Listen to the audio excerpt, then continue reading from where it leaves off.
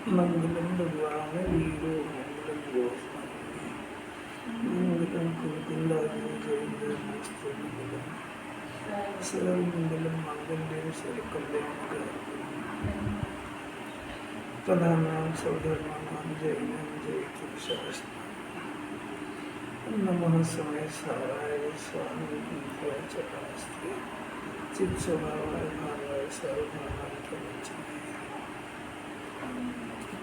SMS है इसके पास किसी के पास है इसमें जीव राग और ज्ञान की एकता में उलझ गया है। निज अस्तित्व को पकड़े तो उलझन निकल जाए। मैं गायक हूँ ऐसा अस्तित्व लक्ष्य में आना चाहिए। गायक के अतिरिक्त अन्य सब पर है ऐसा उसमें आ जाता है। मुख्य बात तो यही है कि जीव ज्ञान और राग इन दो का अंतर नहीं समझ पा रहा है। ज्ञान भी है और राग भी है, वैसे दोनों एक में भाषित होते हैं, इसको एक में होते नहीं है। इसका अंतर समझ में आ जाए उस क्षण मोक्ष मार्ग की शुरुआत होती है। अपना प्रकरण चल रहा है, 160 नंबर की गाथा है, निर्जरा अधिकार है और उसका 160 का भावार्थ है। भावार्थ बहुत ही सुंदर है। सबसे पहला प्रश्न तो ये है कि अज्ञानी भयभीत रहता है और ज्ञानी निर्भय रहता है, निशंक रहता है। अब प्रश्न हुआ आचार्य से कि भाई ज्ञानी कैसे निर्भय रहता है, निशंक रहता है, अज्ञानी के क्यों भयभीत रहता है? इसलिए रहता है ज्ञानी कि उसको अपने स्वभाव का डिसीजन हो गया है। अपना ज्ञान मैं आत्मा हूँ मैं, ऐसा उसको डिसीजन हो गया है। और अज्ञानी को मैं शरीर हूँ ऐसा डिसीजन है, उल्टा डिसीजन है। तो अपने को स्पर्श रस गंध वर्ण वाला मानता है। और शरीर टिकेगा तो मैं सुखी रहूँगा, शरीर छूट जाएगा तो मैं मर जाऊँगा। तो संयोग को अपना मानने के कारण निरंतर भयभीत रहता है। ज्ञानी स्वभाव को अपना जानता है, वो स्वभाव को अपना जानता है, इसलिए भयभीत बिल्कुल नहीं होता है। चारित्र की अलग बात है, श्रद्धा के और चारित्र का भेद समझना चाहिए। क्योंकि भी प्रश्न उठाएंगे इसमें कि भाई ज्ञानी भी तो डरते हुए देखे जाते हैं, तो वो डरते हुए देखे जाते हैं वो चारित्र का दोष है। नहीं आ रही है, ठीक है, बस भरना है। हाँ बस ठीक है ठीक है। अरे ये तो अब आएगी, यहाँ भी नहीं आ रही आवाज़ इसके पास में। हाँ हाँ ठीक है। हाँ नहीं मतलब सीटी मारेगा उसने। सुनो तो एकाग्रता से सुनो तो सुनने में भी आएगी, समझ में भी आएगी। अभी अपने को तो यहाँ ये गुरुदेव नहीं आए थे, इसके पहले शास्त्र स्वाध्याय के नाम पे कैसे पढ़ाई होती थी कि जो इसमें लिखा है वो पढ़ लो, याद कर लो, हो गया स्वाध्याय। और इसका एक भी शब्द का अर्थ समझ में नहीं आता। तो जब से गुरुदेव आए हैं तब से उन्होंने एक एक शब्द का पूरी वर्ण जिनवाणी से निकाल के बताया और फिर ज्ञानी का अंतरंग बताया, अज्ञानी का जो भी अंतरंग चल रहा है वो भी बताया। तब समझ में आता है कि ज्ञानी के और अज्ञानी के अंतरंग में कितना अंतर है। अज्ञानी जो है बाहर से निर्भय होता हुआ दिखने पर भी बहुत भयभीत और आकुल थे, और ज्ञानी बाहर से भयभीत और भटकता हुआ दिखने पर भी खाना खाते हुए 5 इंद्रिय के विषय भोगते हुए तब भी वो निर्भय निशंक रहता है। तो ये सब उसके अंतरंग परिवर्तन से होता है। तो 2 बात आचार्य ने इसमें दी। उसका ज्ञानी का निर्भय होने का कारण बताया आचार्य ने कि वो देखो भावार्थ एक बार पढ़ लो तो फिर अपन फिर चलते हैं। पढ़ो भावार्थ, पढ़ो। यदि कुछ अनिर्धारित अनिष्ट एकाएक उत्पन्न होगा तो कैसा भय रहना आकस्मिक भय है। ज्ञानी जानता है कि आत्मा का ज्ञान स्वतः सिद्ध अनादि अनंत अचल एक है, उसमें दूसरा कुछ उत्पन्न नहीं हो सकता, इसलिए उसमें कुछ भी अनिर्धारित कहाँ से होगा, अर्थात अकस्मात कहाँ से होगा। ऐसा जानने वाले ज्ञानी को आकस्मिक भय नहीं होता, वह तो निशब्द वर्तता हुआ अपने ज्ञान भाव का निरंतर अनुभव करता है। कितनी सुंदर बात है। भयभीत क्यों है कि यदि कुछ अनिर्धारित वो अनिष्ट एकाएक हो जाए तो ऐसा उसको हमेशा वह सिखाएगा। तो कुछ अपन कुछ भी काम करें और दुकान खोले, कभी नहीं चली तो अपन कहीं जाए, और कुछ एक्सीडेंट हो जाए तो अपन कहीं जाए, आवास व्यवस्था सही नहीं मिली तो कुछ भी हो जाए, उसको बीमार हो जाए तो वो तो ये आकस्मिक है। कब से चला आ रहा है कि अनादि से चल रहा है। कारण क्या है? दो कारण है उसके। एक कारण तो ये है कि अपने स्वभाव और स्वरूप का परिचय नहीं है, और दूसरा कारण ये है कि जिन्हें परमात्मा केवल ज्ञानी का भरोसा नहीं है। जिन्हें परमात्मा केवल ज्ञानी ने उनकी केवल ज्ञान चल रहा है, वो तीन लोग तीन काल एक समय में युगपत उनके जानने में आ रहा है। तो उनके जानने में आ रहा है तो जगत के समस्त पदार्थ द्रव्य गुण पर्याय स्वरूप है, और उसके हर गुण की पर्याय क्रमबद्ध हो रही है। तो क्रमबद्ध हो रही तो वो पर्याय उसके द्रव्य में व्यवस्थित क्रम से परिणमित करती है। तो उसमें क्रम से परिणमित होने के कारण उसमें कुछ आकस्मिक बात होती नहीं, ऐसा अज्ञानी जीव को भरोसा नहीं है। तो न तो स्वभाव स्वरूप का भरोसा है कि मेरे में कुछ होता नहीं है, और न ये भरोसा है कि प्रत्येक पदार्थ की पर्याय अपने काल क्रम में क्रमशः हो रही है।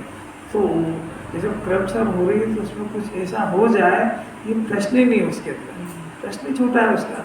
अज्ञानी को ये समाधान नहीं होने के कारण वो हमेशा भयभीत रहेगा। ज्ञानी को समाधान है, ज्ञानी को समाधान ये है कि मेरे साथ तो आज तक और अनंत काल आगे भी कोई घटना होना ही नहीं, क्योंकि मेरा जब टिकना है वो अस्तित्व गुण के कारण है। शरीर से शरीर भले संयोग में हो तो शरीर के कारण तो मेरे अंदर का कोई परिणमन नहीं हो रहा है। मेरा टिकना, मेरा पर्याय में परिणमन हो रहा, ये सारा का सारा मेरे द्रव्य के आश्रित हो रहा है।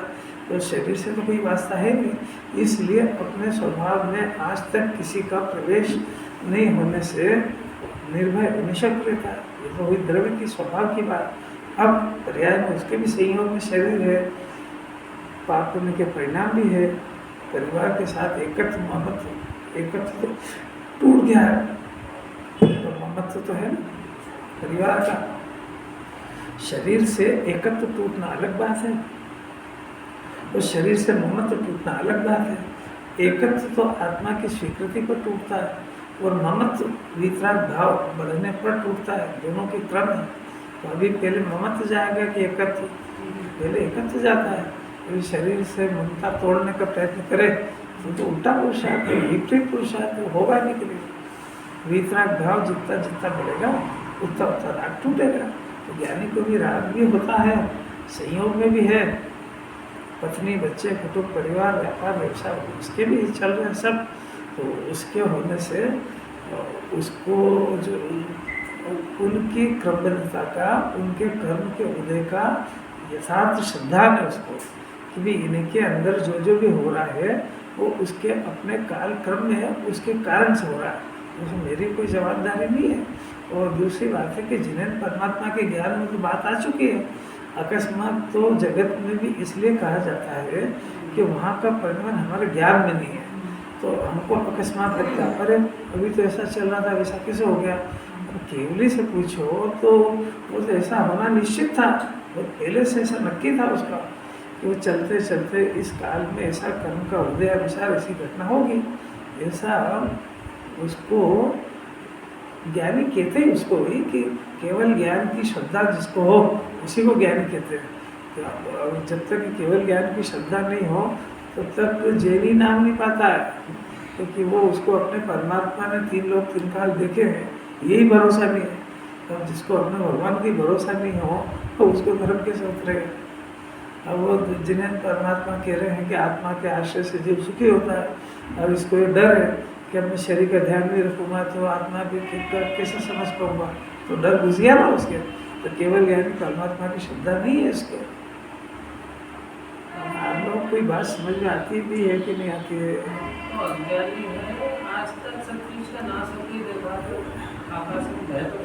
पहली बात ये है, अभी हाल बार बार कह रहे हैं कि सबसे पहले आपने जिस परमात्मा की पूजा करी है, जिन्हें परमात्मा को अपना देव माना है, जिनको रोज नमो घूटी से अपने को सिखाया गया है कि जिन दर्शन करो, जिन्हें भगवान की दर्शन पूजन करो, तो आप सबसे पहले उनका वो हैं भी कि नहीं, कैसे बने, कहाँ से आए, अभी क्या कर रहे हैं, ये पहले पता तो करो। इसके उसी को तो जिन दर्शन कहते हैं। जब यही पता नहीं है तो आगे की कोई भी बात समझ में नहीं आएगी। वो तो अनादि से ही ज्ञेयों को संयोगों को देखकर भयभीत है, और उसका निराकरण करना दुनिया में है कि नहीं है।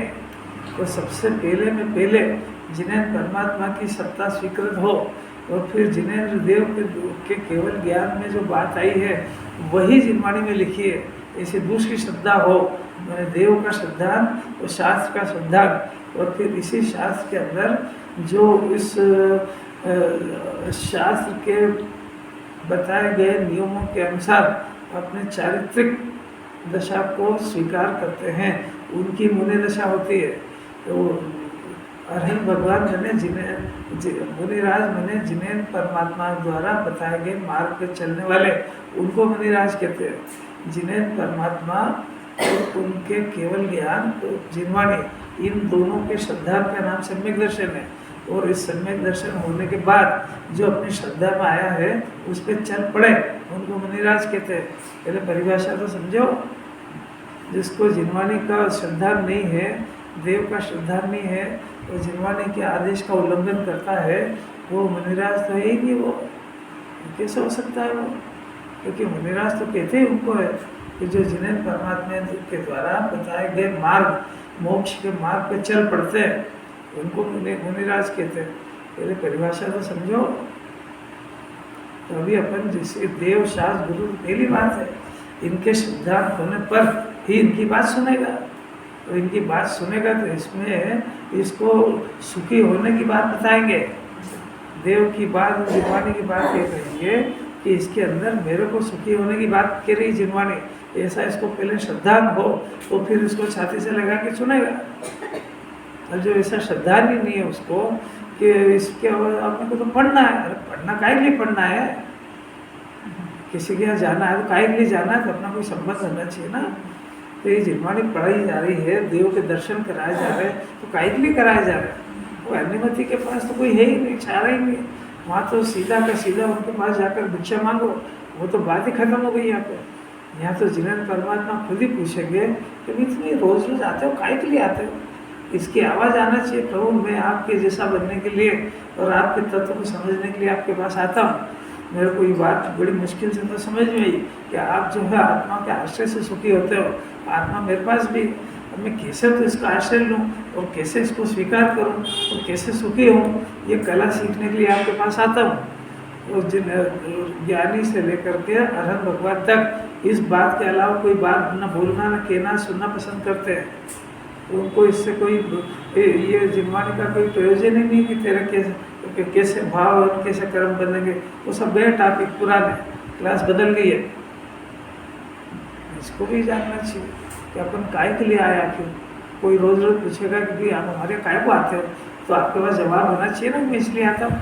कि कुछ नहीं साहब, फालतू बैठा था तो आ गया आपके घर में, तो पागल है कि नहीं साहब ऐसा था कि मैंने सोचा मेरे घर का काम हो गया, झाड़ू पोछा सब हो गया, तो आपका भी करे इसलिए आया क्या?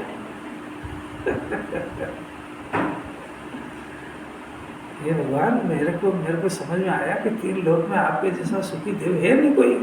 तो मैं वहाँ दुखी हूँ और मेरे को एक ही बात समझ में नहीं आती, आत्मा आत्मा सब है, आप भी आत्मा हो मैं भी आत्मा हूँ। आप तो अनंत सुखी हो और मेरे को अनंत दुख है। मैं कारण समझ में आया कि वो दुख है, मेरे को किसी ने दुख नहीं दिया है। मेरे को ऊपर से तो बात समझ में आती है, पर मेरे दुख का कारण ही मेरे को समझ में नहीं आ रहा। ऐसा जीव को ये केस भी इतना खतरनाक है कि इससे डॉक्टर पूछे भाई आपको क्या तकलीफ है, कि साहब समझ भी नहीं आता कि क्या तकलीफ है, परेशान हूँ। अरे यार वो कैसे, आखिर कुछ लक्षण तो बताओ उसको कि साहब बस चिड़चिड़ापन है, अनबना है, वो समझ ही नहीं आता कि क्या है। ऐसा भी कोई पेशेंट होता है कि नहीं? ये मिथ्या दृष्टि ऐसा ही है। महा दुखी है, अनंत दुखी है, पर ये दुख न तो दुख का कारण जानता है और न उस दुख को दूर करने का उपाय जानता है। ये वितरागी देव ही इसमें समर्थ है। दुख का कारण भी बताएंगे और सुखी होने की विधि भी बताएंगे, और सुख किसके आश्रय से होता है ये भी बात बताएंगे। तो सबसे पहले इसको देव की श्रद्धा हो, उनकी श्रद्धा के बगैर उनकी बात नहीं सुनेगा, और उनकी बात सुन करके अगर उनका विचार नहीं करे तो देव की श्रद्धा भी नहीं है, शास्त्र का भी श्रद्धा नहीं है, तो गुरु बनने का, गुरु का परिचय का तो प्रश्न ही नहीं है। पहले केजी की पढ़ाई है ये। आपसे रोज कोई भी बच्चा भी पूछेगा, दादी मम्मी काहे के लिए जाते हो वहाँ रोज? कि कुछ नहीं बेटा, दर्शन करने जिरमाने सुनने जाती हूँ। तो कहेगा कि पागल हो गए, यहीं पढ़ लो। तो आपको जवाब आना चाहिए ना, ये वहाँ पे इसलिए जाते हैं कि हम अपने आत्मा का स्वभाव और स्वरूप यहाँ शास्त्र पढ़ के नहीं समझ पाते, तो वहाँ उसके अंदर सभाओं के अंदर गोष्ठियों के माध्यम से, विद्वानों के माध्यम से हम अपने स्वभाव स्वरूप को समझने का प्रयत्न करते हैं। तो फिर उसकी भी मन होगा कि भाई मेरे को भी जानना है इसको, तो वो भी आ जाएगा, और नहीं तो वो बोझा समझेगा कि आ गए अपना कोरम पूरा हो गया। इसको जिरमानी समझ में क्यों नहीं आई कि खाली ड्यूटी और हाजिरी लगवाना आता है, समझने आता होता तो नहीं समझ में उसका कारण पूछता। बात कुछ समझ में आ रहा है क्या? प्रश्न कुछ भी नहीं मालूम है, सब बकवास है वो सब जिरमानी के कहे अनुसार कहता है, अंदर से अपनी मान्यता को रखते नहीं बदल रहा। ये मालूम को कौन कहता है? इसको मालूम शास्त्र पढ़ने से, डॉक्टरी को पढ़ने से डॉक्टर ज्ञान हो जाता है क्या? तो वो एक्सपर्ट के साथ में, विशेषज्ञ के साथ में प्रैक्टिस करो 10 साल। नहीं तो कई जने डिग्रीधारी किराने की दुकान चला रहे हैं। अरे जरा देखो तो सही, इसको कौन कहता है शास्त्र को पढ़ने को? जिन्होंने तो कह रही शास्त्र ज्ञान है नहीं, ज्ञान वो शास्त्र कुछ जाने नहीं, तो ये ज्ञान क्या जानता है? ये शरीर आत्मा भिन्न ऐसा बोलना सीख गया, इसको भिन्न लगता है कि एक लगता है? अरे भिन्न लगता है कि एक लगता है? ये शरीर का परिणाम स्वतंत्र दिखता है कि मैं करता हूँ ऐसा दिखता है? ये राग जो उत्पन्न हो रहा है, ये राग कर्तव्य भाषित होता है कि दुख लगता है? कर्तव्य लगता है कि सुनता भी, कुछ सुनता भी है और क्या समझता है? ये तो ज्ञान से ज़्यादा बोलने लग जाएगा। तो पर्याय क्रमबद्ध होती है कि हाँ होती है, पढ़ लिया मैंने, सब जानता हूँ, तो भीतर को चिंता का है कि बता, जिसकी चिंता उसके परिणाम क्रमबद्ध होएगा कि तेरी बुद्धि से होएगा? अब तो जानता है तो उसकी आकुलता वैसे ही हो रहा है। इस ज्ञान के कोई वैल्यू नहीं है जैन दर्शन में। परीक्षा देने के काम का है बस, इस हजार कोई काम का नहीं। परीक्षा देगा, पास हो जाएगा, इनाम ले जाएगा और घर को अवश्य खाएगा, पड़ा रहेगा बिस्तर में, सर्टिफिकेट दिखाना लोगों को। ये सबकी स्थिति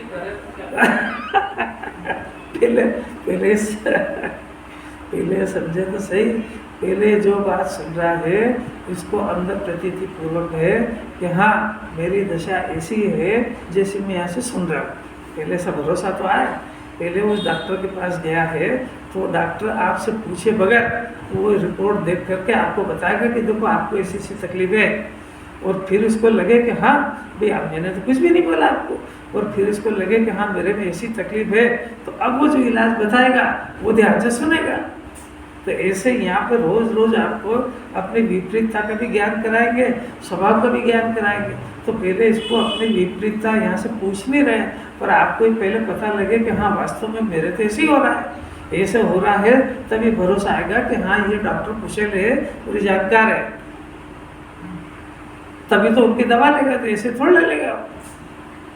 नाड़ी रोग विशेषज्ञ ने नाड़ी देखी, वैसे ही वो सब बताएगा वो कि आपको रात को नींद नहीं आती है, आपको भूख नहीं लगती है, आपका पेट साफ नहीं होता है, आपका मन चिड़चिड़ा रहता है, वो सब बता भी ये कहेगा ये इसको कैसे मालूम इसको, क्योंकि तेरी नाड़ी बता रही है। तो वो कहेगा डॉक्टर साहब सब मंजूर है मेरे को, आप तो इसकी दवा करो। ये दवा लेना पड़ेगी तेरे को, 4-6 महीने लेना पड़ेगी दवा। तो खाली दवा से काम हो जाएगा कि नहीं, उसमें जो परहेज है वो भी करना पड़ेगा। तो जिस प्रोसीजर से वहाँ चलते हैं उसी प्रोसीजर से यहाँ चलते हैं। टोडरमल जी ने मोक्ष और प्रकाशक में लिखे ये सब। तो पहले हम जो दुख तेरे को बताएंगे तो तू अपने अनुभव से देखना कि हाँ मेरे में ऐसे चल रहा है क्या, तो ऐसी प्रतीति करना कि ये जानकार कुशल जानकार है। अब ये जो बताएंगे वही इसका इलाज जानते हैं, और वो इलाज बताएंगे वो मेरे को करना है। ऐसा पहला श्रद्धा होना चाहिए कि नहीं मैं तो सब जानता हूँ, मेरे को क्या आप बताओगे, वो जो जिनवाणी में लिखा हूँ मैं भी सब जानता हूँ, तो तेरा आने की जरूरत ही क्या है? सभी जान गया और सभी समझ गया। आज तक कभी सुना भी है कि कर्ता बुद्धि रोग है, मिथ्या दर्शन रोग है, मिथ्या ज्ञान रोग है? तो सुना ही नहीं। और ये मेरे अंदर चल रहा है, ये क्या होता है? ये प्रश्न ही खड़ा नहीं हुआ। वो मोक्ष के अलावा तो प्रश्न की है ही नहीं। दुखी तो है, वो संयोग से क्या करें? तो आपको क्या बताएं कैसा कैसा है? जिनवाणी के कहे अनुसार थोड़ा कहने लगा कि असाता का उदय। क्या होता है असाता का उदय? असाता का उदय उदय उदय में रहता है, आत्मा में कुछ नहीं आता है। ज्ञान और राग से आत्मा भिन्न है। और ये ऐसा कैसे कोई बात है? कैसी है? अलौकिक बात है।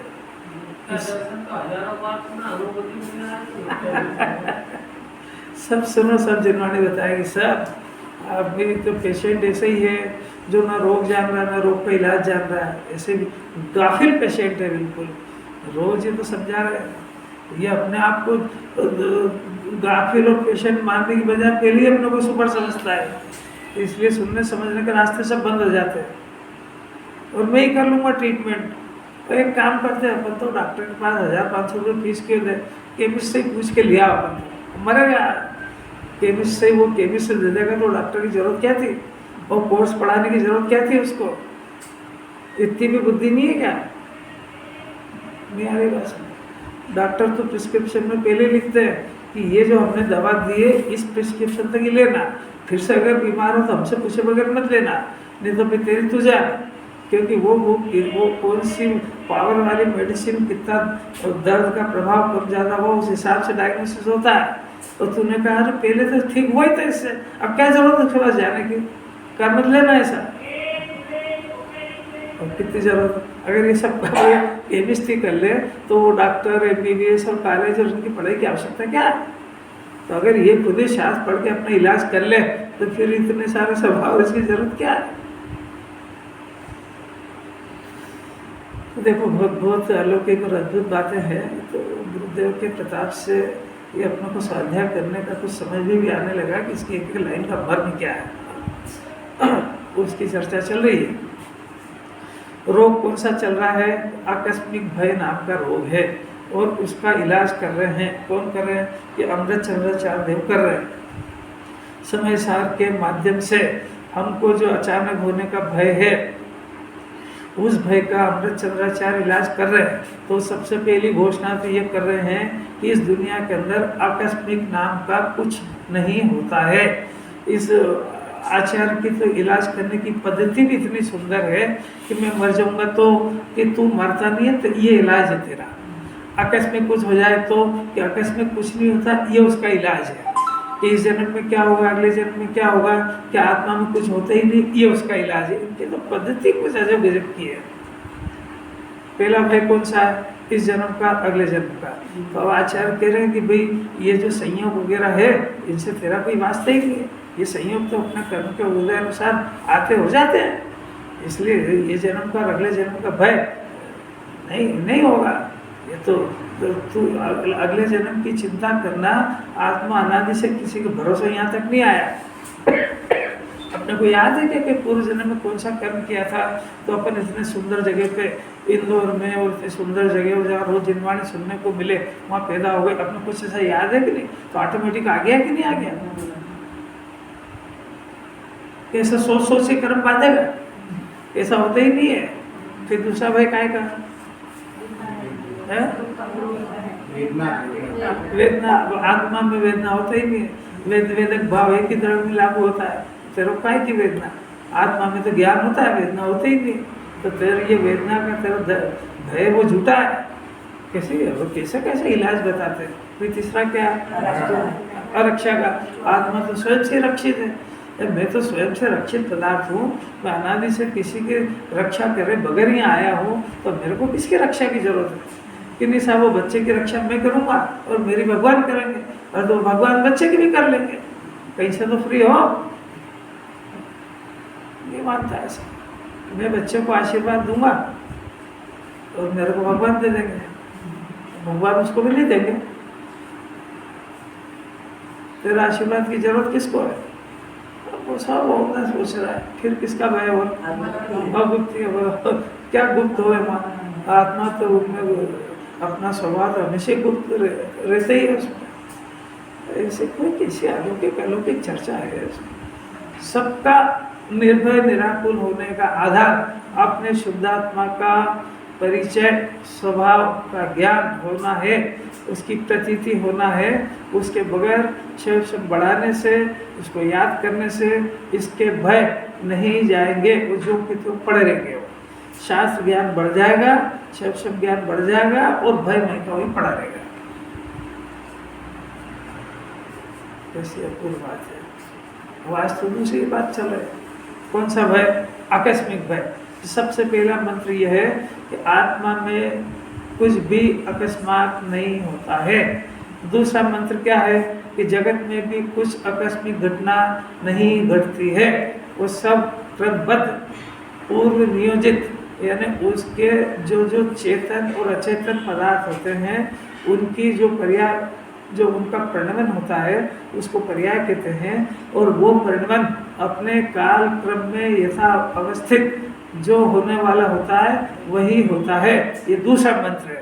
तो वो कहते हैं भाई दुनिया में जब आकस्मिक कुछ होता ही नहीं है तो भयभीत क्यों होता है? कि ऐसा श्रद्धांत जिसको हो जाता है उसको ज्ञानी कहते हैं। और जिसको आकस्मिक का भय लगा हुआ है उसको न भगवान का भरोसा आ रहा है न आत्मा का आ रहा है। और ये उसका भय ये बता रहा है कि तू वहाँ से मनोरंजन करने जाता है, हाजिरी बनने जाता है, समझता कुछ भी नहीं है। अपने ज्ञान में एक और इकट्ठा कर लिया कि मैंने इतने सारे शास्त्रों का अध्ययन करा है, मैंने इतने शिविर अटेंड कर लिए, एक लिस्ट में और जोड़ लिया। वो जैसा धन का परिग्रह होता है ऐसा ही एक परिग्रह और जोड़ लिया। हे वहीं का वहीं। कठोर लगती है बात।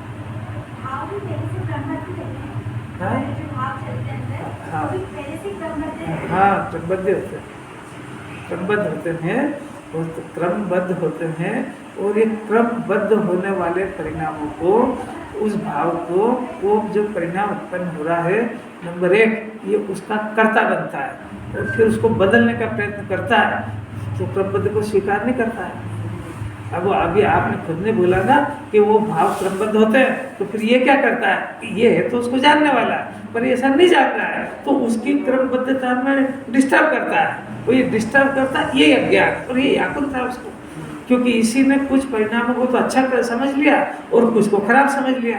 अब जिनवाणी कह रही थी कि दोनों विभाग है, वो दोनों विभाग है और उसको जानने वाला ज्ञान ये स्वभाव का अंश है, ये भेद ज्ञान नहीं है उसको।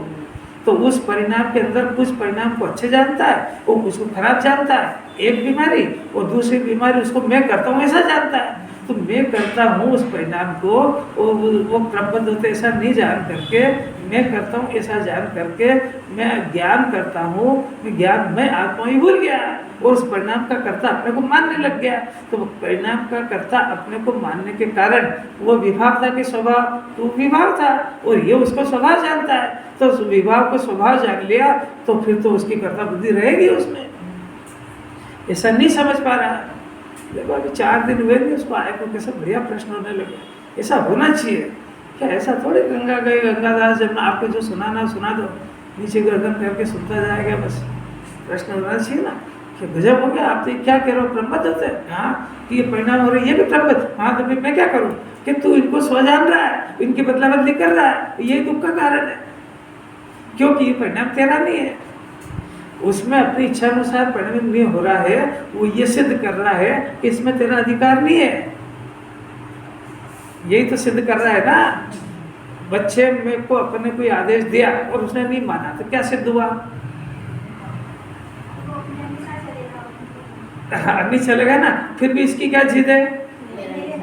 अरे यार देख ले, मान जा तू, ये जिद मानन काल चला गया है। तो जिनवानी नहीं एक्सेप्ट कर रहा है ना वो, कि वो उसका परिणमन स्वतंत्रता की घोषणा कर रहा है और इस जीव को वो स्वतंत्रता की घोषणा स्वीकार नहीं हो रही है। ये प्रश्न ही सिर्फ अज्ञान में खड़ा होता है कि ऐसा परिणमन क्यों हुआ। मतलब कल परसों बात आ गई है कि ऐसा परिणमन क्यों हुआ। तो क्यों हुआ का अर्थ है कि इसको सुहा नहीं रहा, सुहा नहीं रहा का अर्थ इसके असाता वेदनी कर्म का उदय चल रहा है। और अगर ये उसका ज्ञान सहमत हो जाए कि ये तो जो होने योग्य था वही हो रहा है, तो इसको देख करके ज्ञाता रहेगा, प्रसन्न रहेगा, इसको सुहावना सुहावने का प्रश्न ही नहीं है, तो इसके पुण्य का उदय चल रहा है। और ये रात और दिन ये प्रश्न सताएगा है। बच्चा सुनता क्यों नहीं है? ये शरीर का परिणाम ऐसा क्यों हो रहा है? ये क्यों हो रहा है ना? ये तेरे को ये क्यों हो रहा है का प्रश्न करने का अधिकार दिया किसने? ये दिया गया तो कुछ नहीं, मैंने ले लिया। कैसे ले लिया तूने? कौन पूछे? अभी आप जानो काय के लिए जाना चाहिए, काय के लिए जा रहा हूँ? पूरा अनंत काल तो हो गया इसमें, अनंत काल तो हो गया इसमें। अब मौका है समझने का। ये भगवान ऐसा नहीं है कि आप उनको रोज आओ, हाजिर भरा मक्खन लगाओ तो ये आपको आशीर्वाद दे दे। ऐसे देव नहीं है ये। तुम आओ क्या पूरा तुम्हारा माथा घिस जाए, उधर भगवान घिस जाए तो आशीर्वाद देने वाले देव नहीं है ये। काय को ये पूछते ही उनका है, आया काय के लिए मेरे पास? तो आप विनय पूर्वक के कहो, ये प्रभु मैंने देखा है कि आप आत्मा के आश्रय से सुखी हो, मेरे को क्या काम है? मैं तो ये समझने आया हूँ कि आपने आत्मा को स्वीकार कैसे किया, आत्मा का आश्रय कैसे लिया और आप सुखी कैसे हो जाते हो। और मैंने ये तो सुना है कि आपको 3 लोग 3 काल जानने में आता है, तो आपका ज्ञान मचलता क्यों नहीं है? मेरे को तो जरा सा जानने में आता है और मचल जाता क्या? ये मेरा उसकी पर्याय बदलूंगा, ऐसा कैसे हो गया आपको? ये समझने के लिए उनकी विनती करो, उनके विनय करो कि हे प्रभु मेरे को कुछ आपकी भक्ति से पूछनी चाहिए कि मेरा ज्ञान, छोटा ज्ञान व्यवस्थित हो जाए, ये मेरी मति व्यवस्थित हो जाए, इसलिए मैं आया हूँ आपके पास। सारा जगत तो बिल्कुल व्यवस्थित चल रहा है, मेरी मति ये डिस्टर्ब है, तो ये व्यवस्थित हो जाए इसलिए मैं आया हूँ आपके पास। तो मेरे को आपसे क्या चाहिए? वहाँ आपने खुद नहीं बता दिया है कि वस्तु स्वरूप देने लेने का कोई प्रावधान नहीं है, तो मैं क्या मांगू आपसे?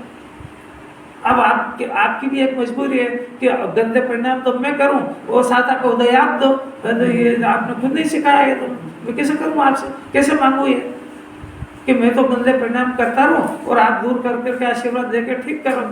तो ये तो कोई मार्ग है नहीं ऐसा। ये खुद मैं समझ गया हूँ, मेरे को ये सब समझ में आ गया कि मेरे परिणाम सुधरेंगे तो मैं निर्विकल्प शांत रहूंगा। अगर मेरे परिणाम खराब है तो दुनिया का कोई देव मेरी मदद नहीं करेगा। कैसा गजब है। यहाँ कोई जैन दर्शन में राजा राजकुमार कुछ नहीं चलते। सीता जी थी, राजकुमारी थी, जंगल में जाना है तो जाना है। कैसी कैसी बातें हैं। ये बात सुन के प्रसन्न नहीं होता है जी, प्रसन्न हो जाए तो निहाल हो जाए। इन बातों के जवाब सिर्फ जिनवाणी में मिलेंगे और कहीं मिलेंगे नहीं, इसलिए जिनवाणी को छोड़ के कहीं जाना नहीं। और ये सारे के सारे जवाब सत समागम के बगैर ना तो प्रश्न उत्पन्न होगा ना उत्तर मिलेगा। अकेले पढ़ने की बस की बात नहीं कि अकेले से मर्म को निकाल के पी जाए।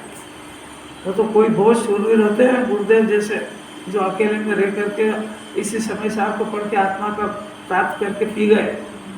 यहाँ तो इतने साल सुनने पे भी कुछ समझ भी नहीं आ रहा। अपनी बुद्धि भी तो टटोलो जरा, अपनी बुद्धि कैसी है? बिल्कुल ठस जिसको नहीं कहते, बच्चों को डांटते हैं कि नहीं, ऐसी बुद्धि है इसकी तत्व के मामले में। कोई लग रही क्या अच्छी, चेहरे पे प्रसन्नता दिखना चाहिए। हर बात इसको आना चाहिए। ओह मुझे फिर बातों की खबर ही नहीं थी। अरे जब बाहर में कोई डॉक्टर भेज और कोई बाहर की कोई अनुकूलता देने वाला मिल जाए तो उसके गुणगान गाता है, उसको ढोक देता है, दिवाली पे मिठाई देने जाता है, तो यहाँ भगवान के पीछे प्रसन्न नहीं होता। जिन्हें भगवान के दर्शन हो जाए तो कितना गदगद हो जाना चाहिए। आपको देख करके मेरी संपत्ति तो तुमको निर्गत मेरी संपत्ति मिली मोए आज, तो कैसा आपको देखते से मेरे को सिद्ध स्वभावी आत्मा ख्याल में आ गया। आपको देखते से ऐसा गजब की बात है। बाहर जगत के अंदर जिससे इसकी पटरी नहीं बैठती तो वो कभी दिख जाए तो अंदर क्या खलबली होती है, परिणाम सुधरते बिगड़ते, तो उसने बिगड़वाया क्या? अच्छा, वो जो इसका थोड़ा प्रेमी होता है वो दिख जाए दूर से, फिर अंदर क्या होता है? अरे आप इधर आप कितने कहाँ गए थे आप? सब उसने कराया क्या? तो ऐसा भगवान को देख के इसके अंदर में क्या होता है? कुछ नहीं, उनको होगा तो सुना चला आता है। अरे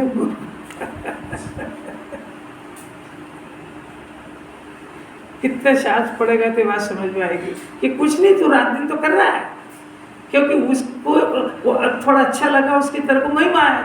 और जिससे तेरी पटरी नहीं बैठती उसको देख के द्वेष है, तो उनको देख करके राग द्वेष करा करता है।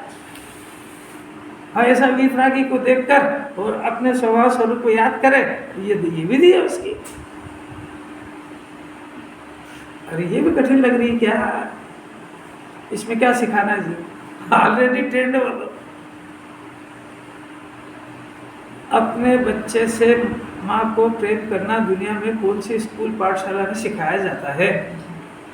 उसके लिए कितनी पढ़ाई करना पड़ती है? तो कुछ नहीं, वो किसान की भी महिला है, बच्चा हुआ तो छाती से लगाती, प्रेम करती। ऐसे इसको अपने आत्मा स्वभाव को समझने के लिए कोई पाठशाला इसकी जरूरत नहीं है। और ये तो हमारे ज्ञान की बोठाई के कारण ये दशा हो रही है हमारी। ये कुंकुंदाचार्य कोई कॉलेज और कहीं नहीं गए, वो 11 साल की उम्र में आत्मा का आनंद भोगने लगे, कोई पाठशाला और ये कुछ भी नहीं गए। वो तो इतने एक से एक इतने उदाहरण है। वो गौतम स्वामी जिनको अंतर मुहूर्त में ये दशा हो गई, वो कौन सी पाठशाला स्कूल गए थे? ग्रहित मिथ्यात्व थे। वो आए और क्या प्रतिमा को देखा और पता नहीं क्या हुआ। वो शेर कौन सी क्लास में गया था जो 2 चारण रिद्धिधारी मुनिराज खाली दिखे और उसने आत्मा को देख लिया? ये सब प्रश्न योग कहानी कथा कोई झूठी लिखी है।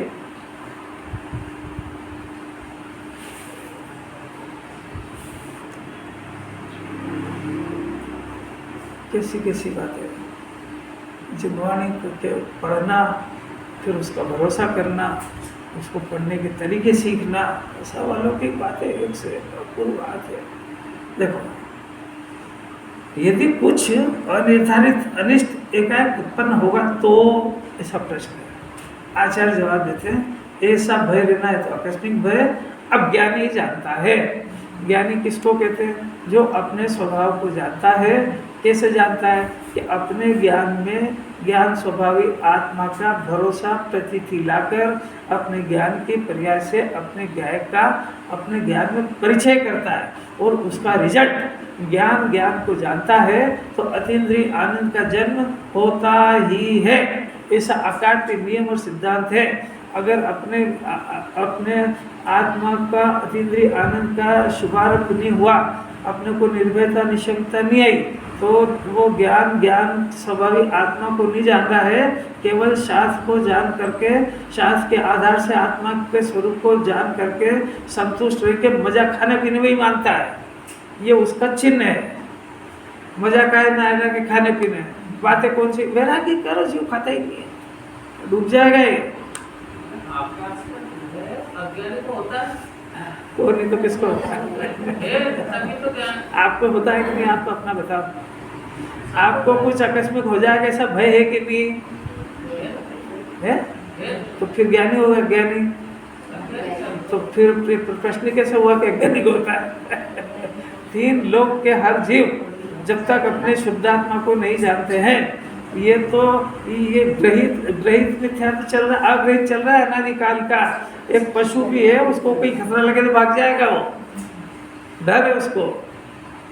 चींटी को भी डर लगता है, वो उधर चली जाती, इधर रास्ता बदल लेती है अपना। एक दिन की कहानी थोड़ी है।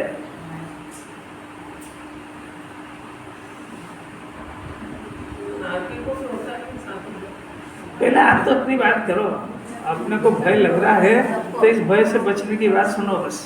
ज़्यादा कोर्स है ही नहीं तो काय को उसको लंबा बढ़ाना। जिनवाणी कह रही है आकस्मिक भय होता है। अब आप देखो अपने को होता है कि नहीं होता है, तो डर लगेगा तो कहीं भी मन नहीं लगेगा। अभी अपन जाएंगे, कहीं जाना है और वहाँ कोई महामारी फैल गई तो ये डर लगा है कि नहीं लगा? तो ये डर निकालने, वो डर आपको मजा नहीं देगा। कैसी बात है? तब ये आप उस भय से मुक्त हो जाए। ट्रेन में जाते रहे, एक्सीडेंट हो जाएगा तो, अच्छा प्लेन में जा रहे कभी क्रश हो गया तो नमोकार मंत्र का जाप करके जाओ, और क्या होगा? तो उसे बच जाएगा। तो वो भय ज्ञानी को नहीं होता है। आकस्मिक भय ज्ञानी जानता है कि आत्मा का ज्ञान स्वतः सिद्ध अनंत अनादि अनंत अचल एक है। ज्ञानी जानता है कि मैं, ज्ञानी माने मैं, धर्मी जीव मैं स्वभाव से ही स्वतः सिद्ध हूँ। स्वतः सिद्ध होने से मेरा नाश नहीं होता कभी। फिर स्वतः सिद्ध हूँ, फिर ये कैसे, ज्ञानादि से ही हूँ, किसी की मेहरबानी से नहीं टिका हूँ, अनंत काल तक रहूँगा। क्योंकि आपसे मेरे को पता लगा है कि मेरे में अस्तित्व नाम का गुण है, मेरे में वस्तुत्व नाम का गुण है। ये अस्तित्व वस्तुत्व ये 6 सामान्य गुण है, ये सब काम करते हैं अंदर में। तो मेरे अस्तित्व गुण के कारण मेरा कभी अभाव नहीं होता है। मैं खुद भी मरना चाहूँ तो मर नहीं सकता हूँ। ऐसा मेरे को पता लगा। ऐसा पता लगने पर, उसका स्वतः सिद्ध ज्ञान होने पर वो अपने को निर्भय निशंक मरण का भय खलास हो जाता है उसको। इसको मरण का भय लगा है, मैंने अस्तित्व गुण का भरोसा नहीं है इसको। सीधी सीधी तो बात है। स्वतः सिद्ध अनादि अनंत अचल है, चलायमन होते ही नहीं अपने स्वभाव के। ज्ञान कभी रागी बनेगा ही नहीं, चलायमन नहीं होता है। ज्ञान ज्ञान ही रहता है। कितने ही राग को जाने, किसी शरीर को जाने, किसी संयोग को जाने, अप्रभावित रहता है। केवल ज्ञानी परमात्मा की परिभाषा ही है कि वो सारा जगत के पदार्थ, 3 लोक 3 काल का जो परिणमन हो रहा है, उससे मेरा ज्ञान प्रभावित नहीं होता है। मैं अप्रभावित तत्व हूँ। और जब केवल ज्ञान हो गया, 3 लोक 3 काल जानने में आ गया, तो मेरे ज्ञान से लोकालोक जानने में आता है, परंतु लोकालोक प्रभावित नहीं होता है। ऐसा जानते हैं केवल ज्ञानी परमात्मा। तो अपना तत्व भी प्रभावित नहीं होता है और ज्ञेय भी नहीं होता है। इसको केवल ज्ञान कहते हैं। ऐसा ज्ञान प्रकट हो गया। ऐसे ही जीव का भी ज्ञान है। वो कितने ही ज्ञेयों को जान ले, दुख को जान ले, कितने ही चिल्ला है कि मैं बहुत दुखी हूँ, तो भी दुखी नहीं होता है। ज्ञान तो ज्ञान ही रहता है। तब ये इसका स्वर बदल जाएगा कि मैं ज्ञान, जो दुख हो रहा है उसका मेरे को ज्ञान हो रहा है, दुखी नहीं हो रहा हूँ मैं। तो जिन्हें परमात्मा ने आत्मा को दुखी तत्व नहीं देखा है, जिन्हें परमात्मा ने दिव्य ध्वनि में आत्मा को सुख का भंडार कहा है, तो मैं सुखमय हूँ, सुख की खान हूँ, सुख स्वरूप हूँ, मैं दुखी नहीं हूँ। ये स्वर बदलना पड़ेगा उसको कि साहब दिख तो रहा है कि ये ऊपर का कर्म कृत परिणाम है, ये मेरा जीव कृत परिणाम नहीं है। ऐसा इसको स्वर बदलना पड़ेगा। इसको मरण भय का इलाज क्या है? मैं मरता नहीं हूँ। दुख दूर करने का इलाज क्या है? दुख मेरे ज्ञान का ज्ञेय बना है। ये नहीं कि वो दुख है कर्म का उदय, फिर मैं आ गया। वो क्लास बदल गई है। दुख को दूर करने के लिए कर्म के उदय को याद नहीं करना, क्योंकि ज्ञान स्वाभाविक आत्मा में असाता वेदनी कर्म, न कर्म का प्रवेश होता है न कर्म के उदय का होता है। इसलिए दुख के काल में वो कर्म के उदय को याद करना, तो फिर से इतना आगे बढ़ाया था, फिर वापस आ गया पुरानी क्लास में। मैं क्या करूं? अभी मेरा बहुत असाता वेद, किसने कहा असाता वेदनी का उदय? असाता वेदनी का उदय में रहता है, ज्ञान में प्रवेश नहीं होता है। वो पढ़ाई चल रही है अभी। मोह के कारण मोह क्या होता है? तो एकत्व ममत्व क्या होता है? स्वभाव को भूल करके इसमें अपनापन कर। तो ये इसको जब पता लग गया तो दूर कौन करेगा? तो अब ये खाली सुनाता रहेगा भगवान को, क्या करेगा?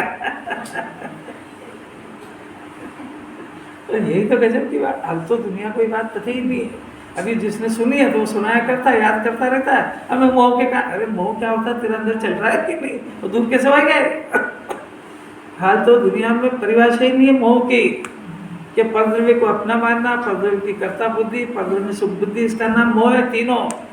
तो एक बार वो परद्रव्य को अपना मानना तो छोड़ देगा, पर वो ज्ञान ज्ञेय की कर्ता बुद्धि नहीं छोड़ पा रहा है वो, क्योंकि वो मोह के खाते में डाल ही नहीं रहा है।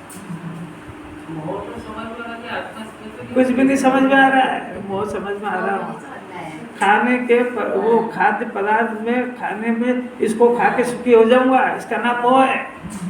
सुना भी है कभी? आप रोज ही तो सुनते हैं, कौन कहता है इसको सुनना? वो उसमें उसके अंदर मैंने मोह की पूरी ताकत से परिणति जा रही है, और किराए मोह है। कहा किसने इसको? तो इतना ही समझता है बस। वो तो गेयों को अपना मानना, बच्चे से प्रेम करना, इसका नाम मोह है। वो तो है, वो तो पूरा ही पागल है। इसकी कहाँ बात कर रहे हैं इसको? देखो जरा अपने अंदर कोई मोह चल रहा है कि नहीं चल रहा है? जब एक आध लक्षण बताओ तो आत्मा दिखेगा तो मोह दिखेगा वो देखते रहना, आत्मा को दिख जाएगा। पहले कौन कौन दुखी है और उसके दुख का लक्षण बताओ, पहली बात। चलो, कौन कौन इतनी सभा के अंदर दुखी है और वो दुखी है तो उसका दुख का लक्षण चाहिए जिनवाणी को, तब उसका ट्रीटमेंट करेंगे। आप लक्षण है। ये तो मिथ्या लक्षण, मिथ्याज्ञान का लक्षण है। देखो मोह की परिभाषा पूछते तो दुख की बताता है, मतलब है ना, माइंड सेट नहीं है ना। अभी मोह की परिभाषा पूछिए, आकुलता तो दुख का लक्षण है। अभी मोह के आपने बोला कि मैं मोह से दुखी हूँ, तो फिर बताओ तो सही, उस मोह का एकाध लक्षण आपने अपने अंदर देखा क्या? तो कौन सा लक्षण आपको दिखा, ये पूछ रहे हैं। हाँ, शरीर में नहीं चलती है तो यानी शरीर की कर्ता बुद्धि, इसका नाम मोह है। अब एक ही हुआ अभी तो मैंने 3 गिनाए थे। किसकी अपेक्षा से बोलूंगी मोह है। आप सुनने का, समझने का प्रयत्न करो। ये शरीर से पकड़ो तो शरीर की कर्ता बुद्धि, इसका नाम मोह है। इस शरीर में हूँ ऐसा मानने का नाम, ये दूसरे नंबर का मोह है।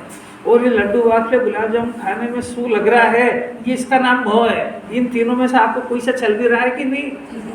तो आपने कौन सा, इससे बचने का कौन सा प्रयत्न करते हो घर जाके? नहीं आया, राकेश जी पकड़ में नहीं आया ना। मतलब मोह की परिभाषा ही नहीं जानता है कि मेरे अंदर मोह चल रहा है और ये लक्षण है उसका कि मैं इस शरीर को 24 घंटे शरीर की चिंता करा करता हूँ, चलती रहे नहीं इसमें, ऐसा लगना चाहिए ना उसको कि ये मोह का परिणाम है। और ये बच्चा 24 घंटे मेरी बेइज्जती करता है। जो मेहमान आए थोड़े से, उसको बोलो बेटा पानी लिया, तो कहता नहीं लाना जाओ, और वो आप उसके जो उसके शादी पे बीतती वही जानता है। ये मोह दिखता ही नहीं उसको, जल रहा है बिल्कुल, समझ ही नहीं आता मोह किसको कहते। ये धर्म कुटुंब परिवार में कुछ हो नहीं जाए, इसकी एकता बड़ी जबरदस्त महादुखी 24 घंटे, वो दिखते ही नहीं उसको कि मोह है। वो तो आकुलता, तो इन तीनों का रिजल्ट का नाम है, मिथ्या दर्शन, मिथ्या ज्ञान, चारित्र।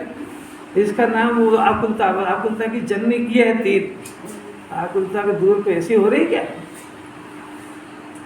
तो वेदन में आ रही, मोह वेदन में नहीं आता। वो तो अंधा है तो कहाँ से आएगी? मोहांत कह ही रहे ना, जिनवाणी कह रहे ना, मिथ्यात्म छाए रहो, जिनवाणी की तो उसमें आता है स्तुति में। मोह महातन छाए रहो, मिथ्या बुद्धि के कारण आत्मा सूझते ही नहीं है, क्षेत्र भी नहीं सूझते, आत्मा भी नहीं सूझता है। अंधा हो गया कि नहीं? मिथ्यातम नाश वेकु, ज्ञान के प्रकाश वेकु, आपा पर भाष वेकु, तो आपा पर नहीं समझ रहा है ना, मिथ्या तो भी नहीं समझ रहा है ना, खाली जिनवाणी की स्तुति कर घर चले जाओ, क्या होता है उससे? अब तुम आए हो ना जिनवाणी काय के लिए, मिथ्यातम नाश वेकु, तो होता क्या है? वो नाश करके करेगा क्या? तो कैसे नाश होता है इसका? कि रोज सुनाता रहे, वो क्या होता है इससे? तो ऐसा करो कि डॉक्टर की दवा लाओ, 10-20 हज़ार रुपये जांच में लगा, और दवा की रोज आरती उतारो अलमारी में रख के। नहीं होएगा ये तो। ऐसे जिनवाणी को अलमारी में रख के नोवा नमोकार मन से डोब देगा, हो जाएगा इसका रोग ठीक। अरे वो दवा खा, ऐसे ही जिनवाणी को पचा जाए अंदर, इससे 24 घंटे उल्टा चल रहा है। संडे भी है और 10 भी बजी। अरे इसमें तो अमृत है, इसमें तो दूध जा सकता है। एक एक लाइन परमात्मा बनाने की है। मैं तो मन ही नहीं हटता, जो सुनते ही जाते हैं, घट घट घट घट। और बोलो आप तो ये कह के बंद करो, टाइम हो गया, जाना हमको। इतनी पात्रता नहीं बन रही है, क्या करेगा? वहाँ जाते ही मर जाएगा तो, और जब तक जिंदा सुन ले। बाहर जाके जिंदा रहने की गारंटी है क्या? नहीं है। तो जब तक जिंदा, जब तक सुन ले इसको, क्योंकि नहीं हो तो मैं जिंदा रहूँगा, मेरा मालूम है। अभी केवली तो तू ही है, अब क्या करेंगे? मेरे को जिनवाने की जरूरत ही कहाँ है? चलेगी बात, चलेगी।